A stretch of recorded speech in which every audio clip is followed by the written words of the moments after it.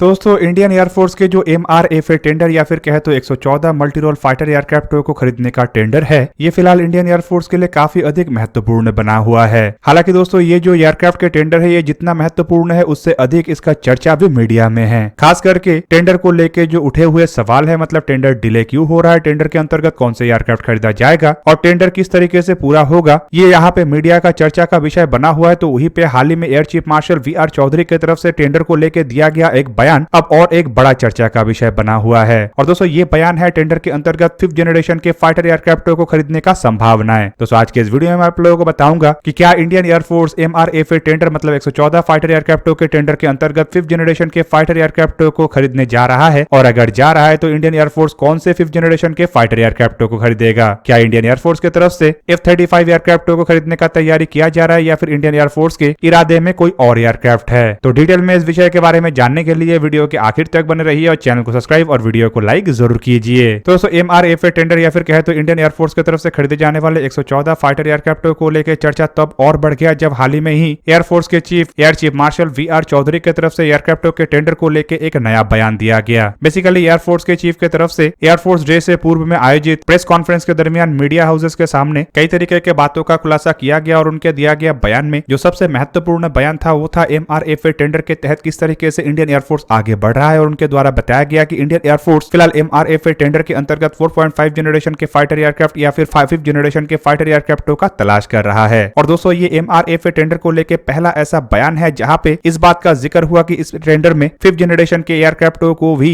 Bharat consider कर सकता है। पर अगर संपूर्ण टेंडर को देखा जाए तो अब तक इस टेंडर के अंतर्गत जितने भी एयरक्राफ्ट का ऑफर हुआ है उनमें कोई सा भी एयरक्राफ्ट 5th जनरेशन का नहीं है। फिलहाल अगर देखा जाए तो टेंडर के अंतर्गत टोटल 8 एयरक्राफ्ट का ऑफर हो चुका है, जिनमें अमेरिका के द्वारा 3 एयरक्राफ्ट का ऑफर किया गया है, जिनमें लॉकहीड मार्टिन की तरफ से निर्माण किए जाने वाले सिंगल इंजन के F-21 फाइटर एयरक्राफ्ट के अलावा अमेरिकी कंपनी बोइंग की तरफ से निर्माण किए गए 2 इंजन वाले medium wait FA-18 super hornet block 3 aircraft और 2 इंजन वाले हैवी वेट F-15EX एयरक्राफ्ट का ऑफर है। तो वहीं पे रशिया की तरफ से मध्यम वजन के 2 इंजन वाले मिकोयान MiG-35 और हैवी वेट 2 इंजन वाले सुखोई Su-35 एयरक्राफ्ट का ऑफर किया गया है। यूरोप से फ्रांस के द्वारा डैसॉल एविएशन की तरफ से निर्माण किया हुआ 2 इंजन वाला मध्यम वजन के राफेल एयरक्राफ्ट का यहाँ पे ऑफर किया गया है। तो वहीं पे यूरोपियन कंसोर्शियम की तरफ से निर्माण किया हुआ 2 इंजन वाले मध्यम वर्ग के यूरोफाइटर टाइफून एयरक्राफ्ट का भी ऑफर किया गया है। यूरोप की तरफ से ऑफर किया गया तीसरा एयरक्राफ्ट असल में स्वीडन के साफ ग्रुप की तरफ से बनाया गया सिंगल इंजन के लाइट वेट ग्राइफिन E एयरक्राफ्ट का है। और दोस्तों ये जितने भी एयरक्राफ्ट है ये सभी 4.5 जनरेशन के एयरक्राफ्ट है, मतलब अब तक इंडिया के सामने ऑफिशियली किसी भी 5th जनरेशन के फाइटर एयरक्राफ्ट का ऑफर का जिक्र नहीं है। हालांकि दोस्तों अंदरूनी तरीके से अगर बातचीत हो भी रहा है तो इसका फिलहाल कोई ऑफिशियल कंफर्मेशन नहीं है, मतलब ऑफिशियली इसका कोई जिक्र नहीं किया गया है कि 5th जनरेशन के कौन से फाइटर एयरक्राफ्ट को लेकर इंडियन एयरफोर्स कौन से कंपनी के साथ चर्चा कर रहा है। पर अगर दुनिया में एक्सपोर्ट मार्केट में अवेलेबल 5th जनरेशन के फाइटर एयरक्राफ्ट को देखा जाए तो केवल मात्र एक ही 5th जनरेशन के एयरक्राफ्ट है जो एक्सपोर्ट मार्केट में फिलहाल अवेलेबल है, और वो है लॉकहीड मार्टिन के F-35 फाइटर एयरक्राफ्ट। हालांकि रशिया की तरफ से भी सुखोई Su-75 चेकमेट एयरक्राफ्ट के रूप में एक ऐसे एयरक्राफ्ट का निर्माण किया जा रहा है जो कि एक्सपोर्ट पोटेंशियल के साथ होगा। इसके अलावा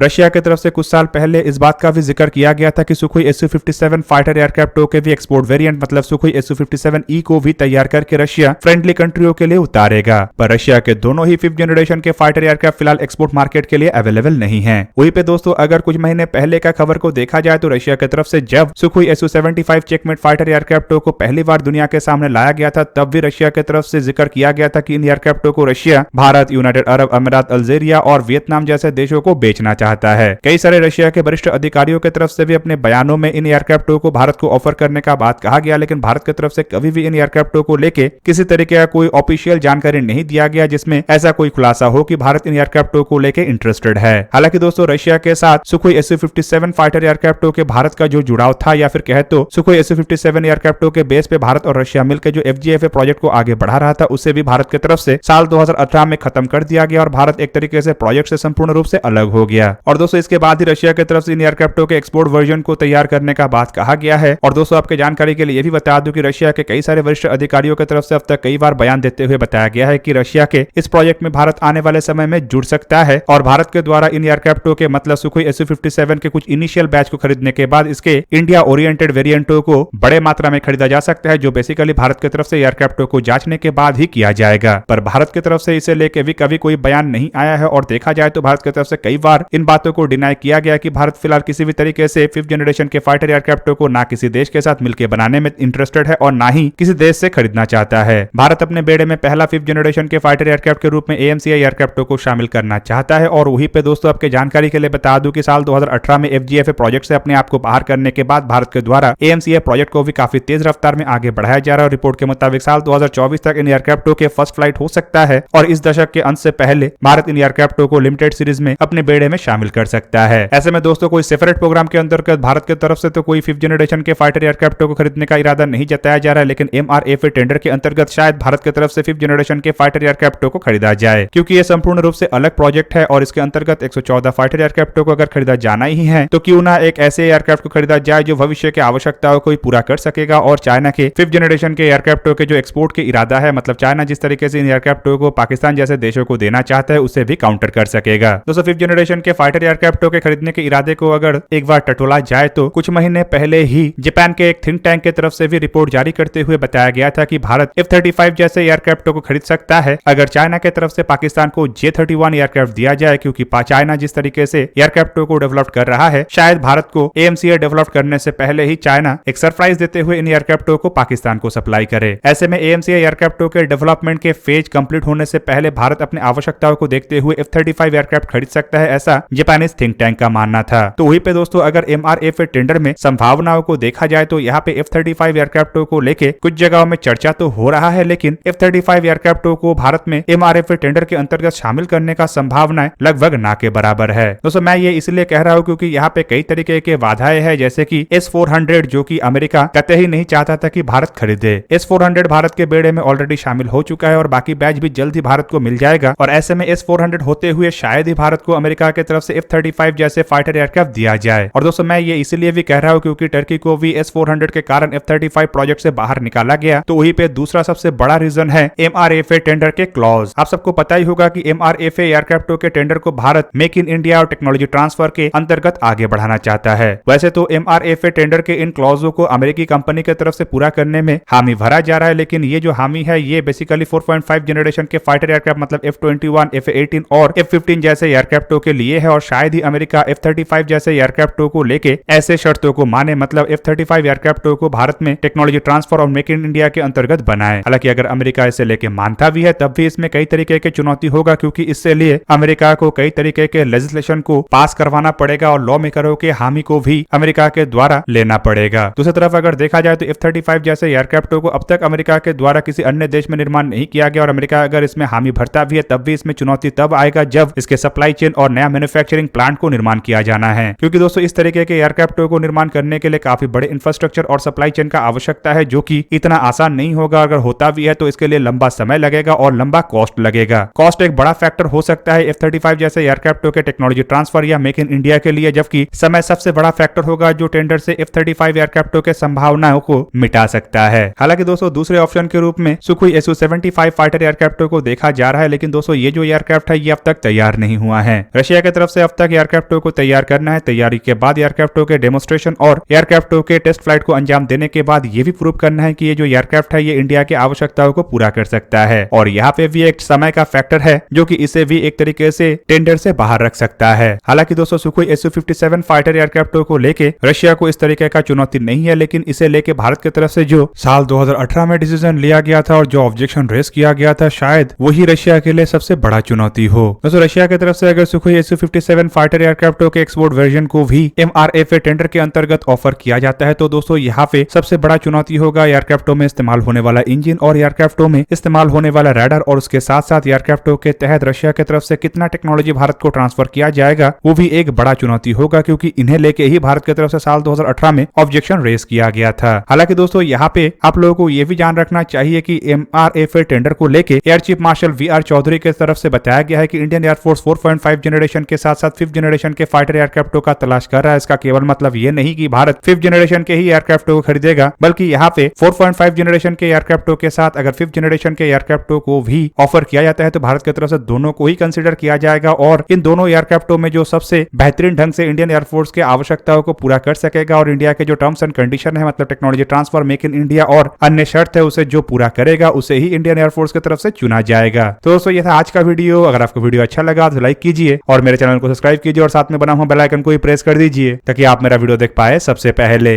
जय हिंद।